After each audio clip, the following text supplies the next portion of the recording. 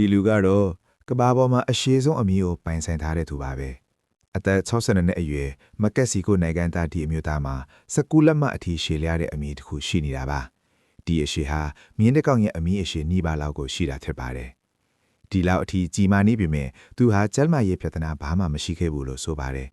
သူအဆိုအရဒီအမီဟာအသက်9နှစ်အရွယ်ကစပြီးထိမ့်မနိုင်သိမ်းမြရှည်လာခဲ့တာပါအသက်20မှာ16လက်မှတ်အထိရှည်လာခဲ့ပြီး25နှစ်အရွယ်မှာတော့19လက်မှတ်မှတင်ရပ်တန့်သွားခဲ့ပါတယ်ဒါပေမဲ့ဒီလိုအမီအရှိကြီးနဲ့အလေးချိန်ကြောင့်သူဟာလမ်းလျှောင်တဲ့အခါထွန်းနဲ့ထင်းနေသလိုစီလန်းချောင်းဆိုင်ရာပြဿနာတချို့လည်းကြုံတွေ့နေရပါတယ်ဒီလိုအခြေအနေနဲ့နေထိုင်ရတာဟာတကယ်ကိုခက်ခဲတဲ့စိန်ခေါ်မှုတစ်ခုပါပဲဒါတောင်မှသူဟာဒီအမီကိုခွဲစိတ်ပြီးဖြတ်ထုတ်ဖို့ဒါမှမဟုတ်သေးသွားအောင်လုပ်ဖို့ညှင်းဆန်ထားလာတယ်ဘာဖြစ်လို့လဲဆိုတော့သူဟာကဘာအရှိဆုံးအမီပိုင်းရှင်ဆိုတဲ့ဘွဲကိုအယံ့မြန်နိုးလိုပါပဲစိတ်ဝင်စားစရာကောင်းတာကသူဟာသူ့ရဲ့စံချိန်ကိုဂီနစ်ကဘာစံချိန်မှတ်တမ်း Guinness World Records မှာတင်ဖို့အကြိမ်ကြိမ်စူးစမ်းခဲ့ပြီးမြဲအမြဲတမ်းညှင်းပယ်ခံခဲ့ရပါတယ်